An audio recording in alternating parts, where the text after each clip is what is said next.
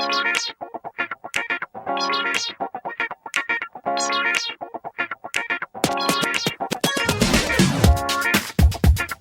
is the Content Marketing Podcast, episode number 128, Getting Outside Help.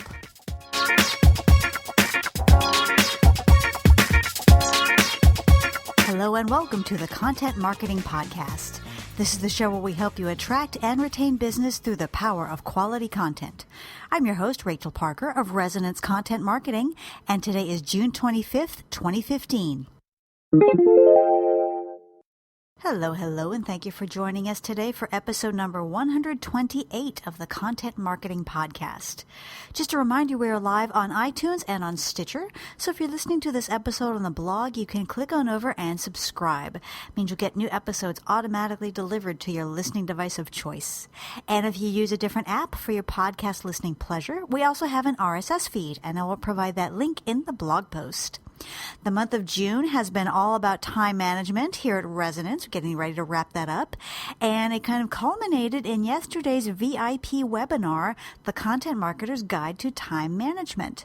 If you'd like the link to that recording, it's up for a little while longer, so please message me and I'll be happy to get that to you. Last week, we continued our month-long focus on time management by sharing some strategies from my personal favorite time management system, David Allen's Getting Things Done. If you happen to miss that episode, feel free to check it out on iTunes or Stitcher or check out the RSS feed. This week, we're talking about the ultimate time management strategy, and that is getting outside help. But first, it's time to check in with our news feed for this week's rundown of news you can use. Well, how about that? We have a Facebook-free news feed today, people. How often does that happen, right? First up, we have some news out of Pinterest. Pinterest has amped up its search capability. So if Pinterest is an important part of your content marketing strategy, and I know it is for a lot of us, the goal, of course, is to pin your content and get it found. And now Pinterest makes that easier with an amped up search feature. So you used to have to do a separate search if you were searching for a particular pin, a particular board, or a particular pinner, a particular account. There were three separate areas of the search page where you had to say, I'm searching for a pin about this, I'm searching for a board about this, searching for a pinner about this. Well, now that is all consolidated. So there is one search page, and when a user enters a search term, the results will include individual pins, they will include boards, and they will include pinners, and those will all be segmented out for easy access. So good news out of Pinterest. I always found that capability kind of annoying. So they are making it much easier for us to get found and for us to earn followers. So good stuff from Pinterest. Also, some news from Google in today's news feed, specifically Google Trends. Wow, do you remember Google Trends? I remember when it first came out, and I was really into it and really using it. And I gotta admit, I kind of forgot about it over the last year and a half or so. But Google Trends has gotten a makeover. Now, if you need a refresher, Google Trends is a Google feature that allows you to track the popularity of certain search terms over time. And so you could type in, content marketing, and you would see over the years and over the months how the popularity of content marketing as a search term has gone up and gone down. And so as part of this makeover, the Google Trends is now not only including the search, so how often people have searched for the term that you're looking at, but it now also includes YouTube and Google News. So in addition to showing you how often that term is being searched on Google, it will also show you how often it's being looked at on YouTube and also popping up in Google News. Also, Google Trends has added real-time tracking. So this is going to be minute by minute tracking the popularity of individual search terms. So that comes in really handy for things like events. If you're running an event and you want to see how popular that search term is, you can do that. I know the examples they brought up were like the Oscars, the Academy Awards, also the NBA Finals, if you want to see the things that people are searching. Also, the Google Trends homepage has gotten a makeover, and it's much more of a what is it? It's much more a dashboard. Okay, it will show you, the 3 or 4 or 5 most popular things at that very moment. So kind of neat to pop in there on a regular basis. So what does this all have to do with us content marketers? Well, number one, we need to stay current on what's going on with the world, and Google Trends allows us to do that. But it's also really, really handy for keyword research. Because remember, Google Trends allows you to compare 2 different, or actually multiple different search terms. So let's say I'm doing a blog post and I'm just wondering if in my title I should use the term content marketing, inbound marketing, or online marketing. Now I know those 2 have subtle differences, but I might want to do some research and see which one of those is at the moment the most popular search term. For another example, when I was doing some work for a client in the healthcare industry, we looked at different terms for different medical procedures and medical conditions, and we want to say, okay, what are people most likely to be searching for? Google Trends was really instrumental in helping us track down those keywords. So if you haven't been there in a while, go to google.com/trends and check out the new and improved Google Trends. Okay, our content hit of the week is an infographic called Say No to Stock Photography and Create Authentic Images. This is by Buddy Scalera over on the Marketing Profs blog. And I found this is really interesting. We content creators, we kind of have a love-hate relationship with images, especially with stock images. We know we need images. Study after study shows that content that includes images gets clicked on more often, shared more often, et cetera, et cetera. But, I don't know about you, but whenever I go looking for stock photos, I just have this head smacking moment of, oh my gosh, can I get one more trite looking handshake, to put on my blog? And it's really, it's really frustrating because we want to have something that's really engaging and really, that really piques people's interest. That's not the same old thing over and over again. So in this post on Marketing Profs, Buddy Scalera has some really good advice for helping us put some life into our visual content and make it more engaging without necessarily having to have a degree in graphic design or being a Photoshop wizard. So he's got some really good advice to share, so I'm highly recommending this post, and I will share the link in the blog post for this episode so that you can check it out. Okay, that's it for this week's update. If you stumble across something you think might be of interest to your fellow content marketers, please shoot it on over to us so that we can share.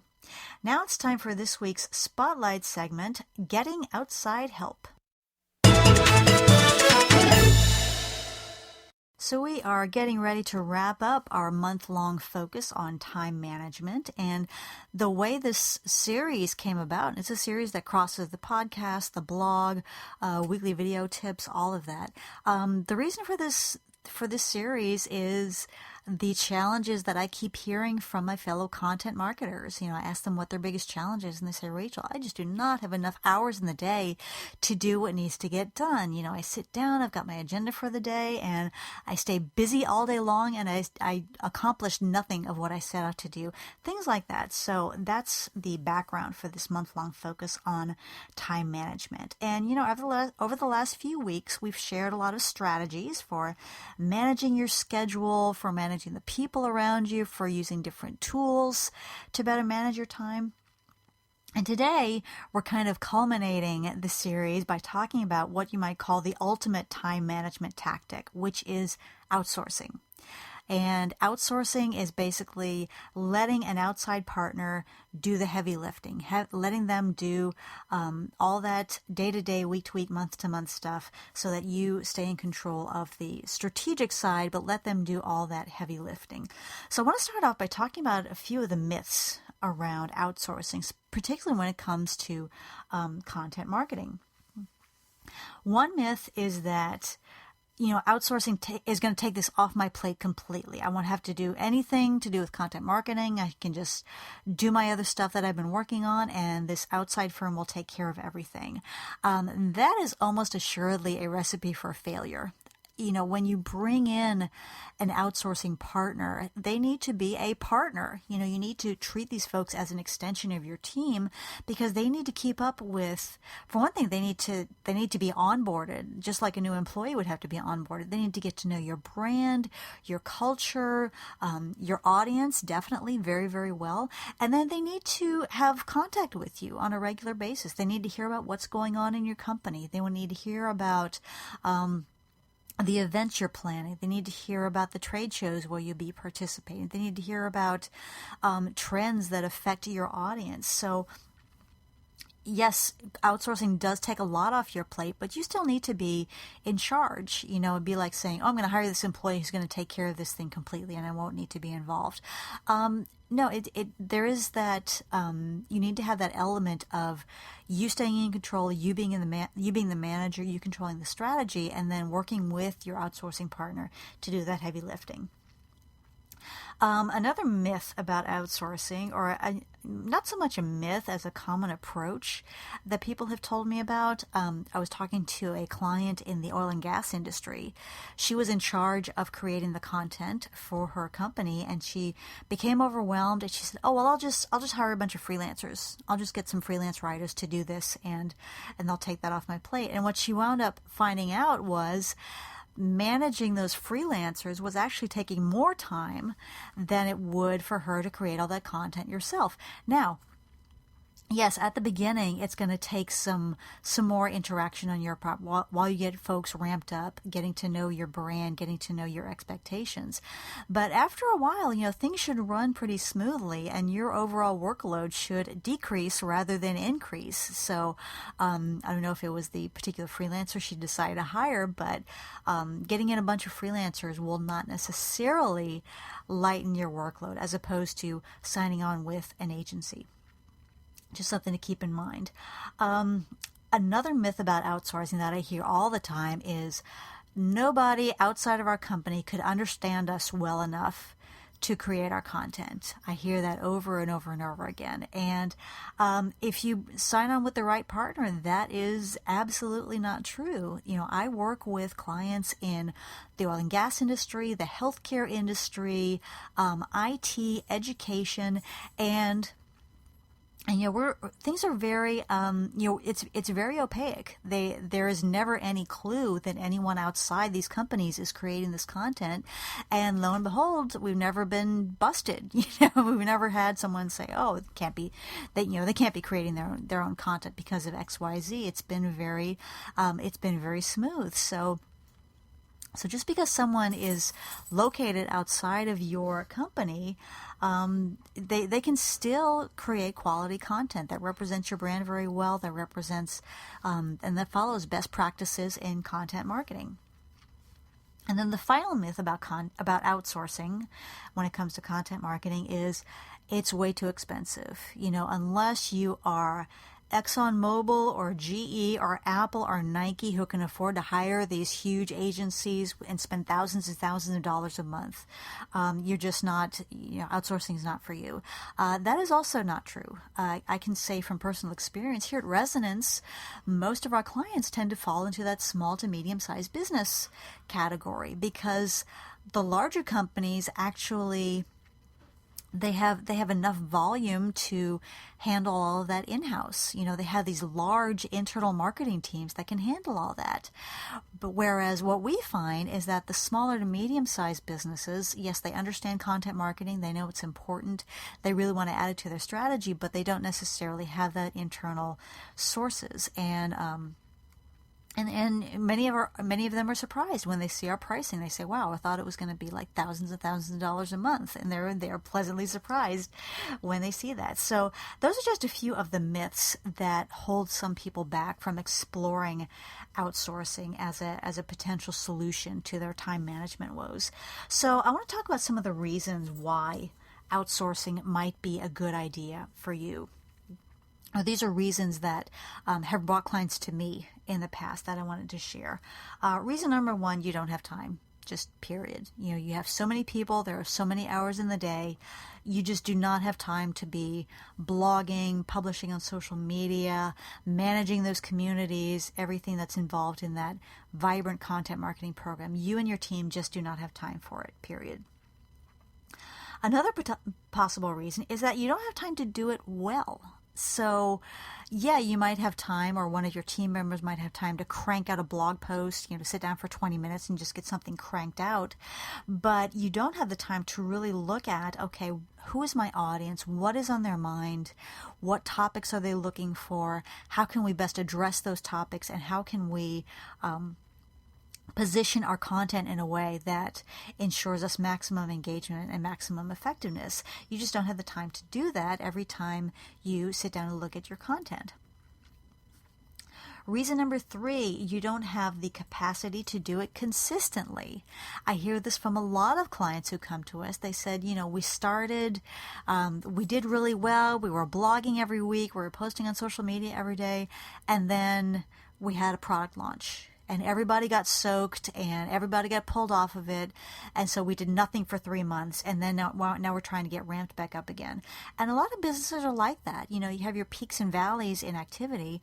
And during the valleys, sure, it's easy to carve out an hour or two to focus on your content. But when things are, when you're running around with your hair on fire, trying to do something to create something much more urgent, then content is usually the first thing that falls to the wayside. So if you don't have the capacity to do it consistently, that might be a good reason to start talking to an outsourcing agency.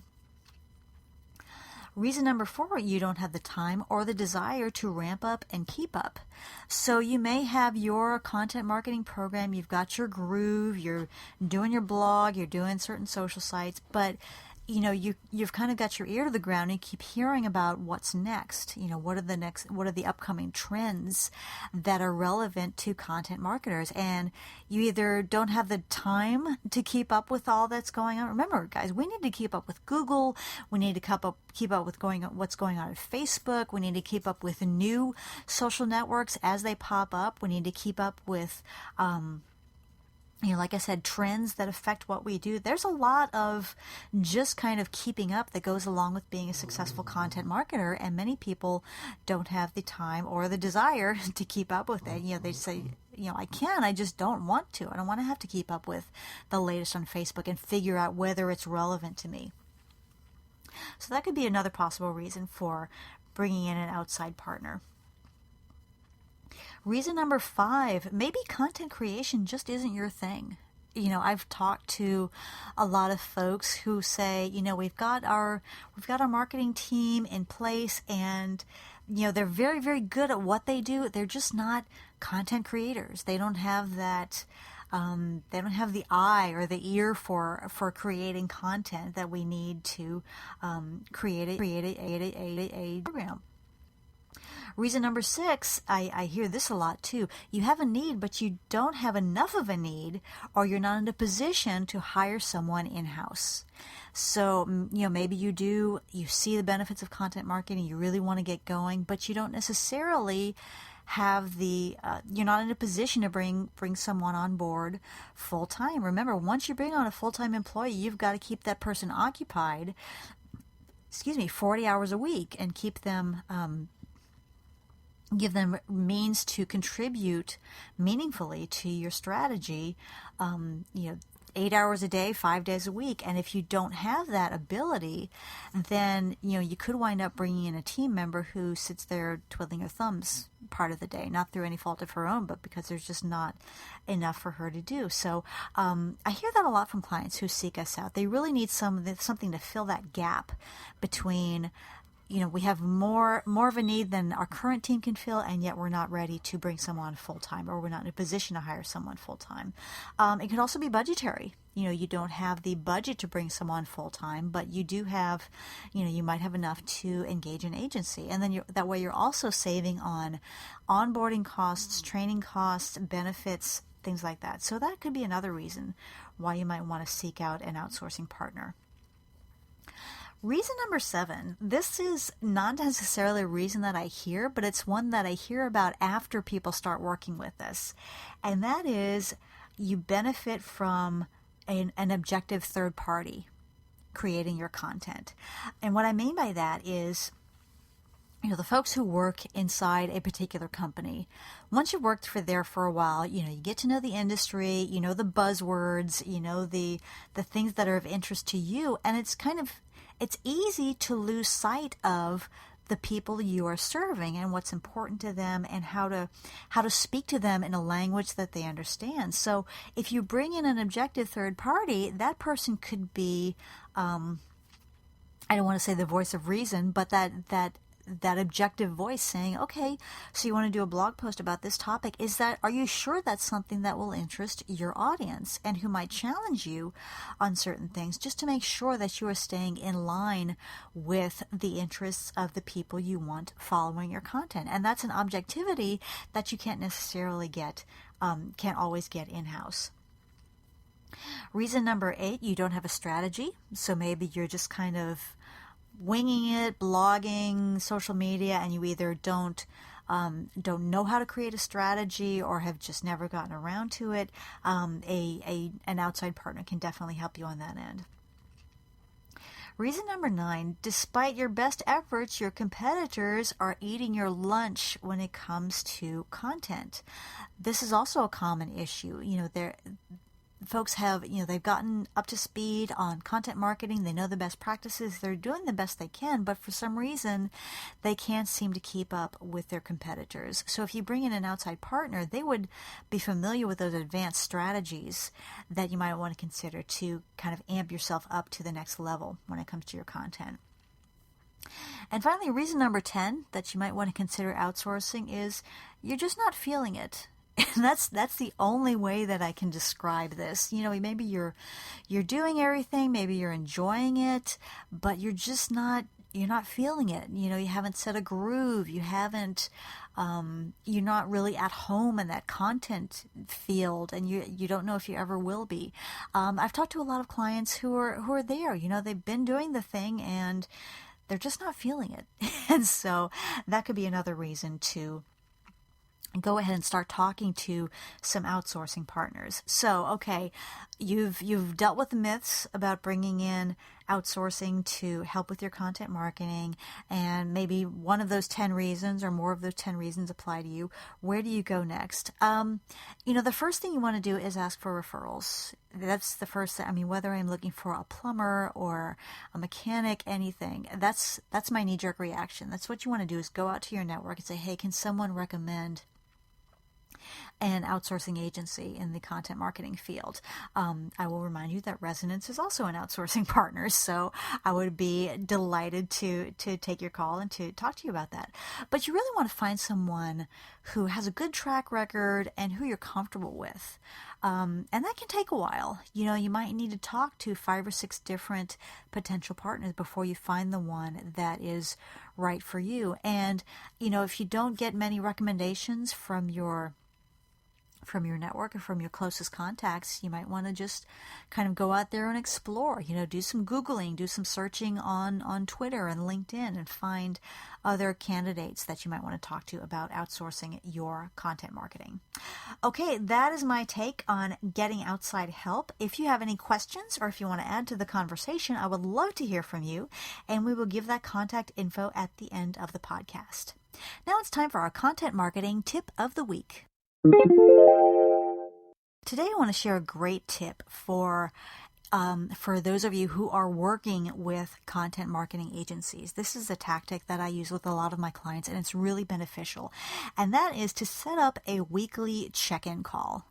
And that's a time for you and your partner to get on the phone, and you can include, I say as many stakeholders as you want, but you don't want too many.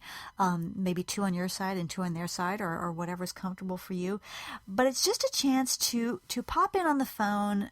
Number one, that personal interaction, putting down the email and just picking up the phone and and talking. That goes a long way towards solidifying your relationship. But it also gives you kind of an open forum to get questions answered, suggest new ideas for content topics, talk about upcoming events.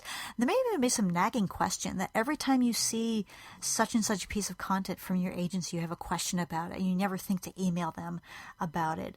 This is a great place to talk about those issues and to get those questions answered.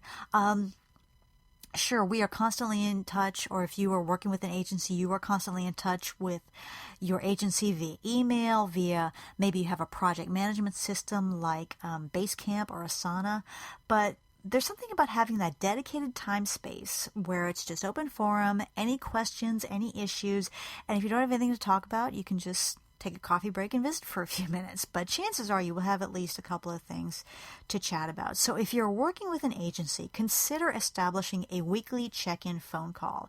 You will find it will be well worth the time investment. Okay, campers, that is it for me today. I hope you've enjoyed this episode of the Content Marketing Podcast. If you like what you've heard today, please feel free to subscribe on iTunes or Stitcher or via our RSS feed. And if you really like what you've heard, please leave us a quick review on iTunes. I would so appreciate that. For more information about content marketing, you're welcome to visit our website at resonancecontent.com, where you'll also find links to our pages on Facebook, LinkedIn, Twitter, and other social networks. I also invite you to check out our webinar series, and the last one was actually yesterday. So it has come and gone, but the recording is available for a limited time. And if you would like to access the recording, just let me know. Hit me up on social media, and I will be happy to share that link with you. Also, we're looking at tweaking that VIP webinar program. So stay tuned for an announcement on that. We're looking at adjusting the schedule a little bit. Okay, as always, I like to leave you with a quote, and today's comes from the great Michael Jordan. He once said, quote, "Talent wins games, but teamwork and intelligence win championships," unquote. Again, this is Rachel Parker with Resonance Content Marketing. Thank you again for listening, and we will see you again next week. Take care.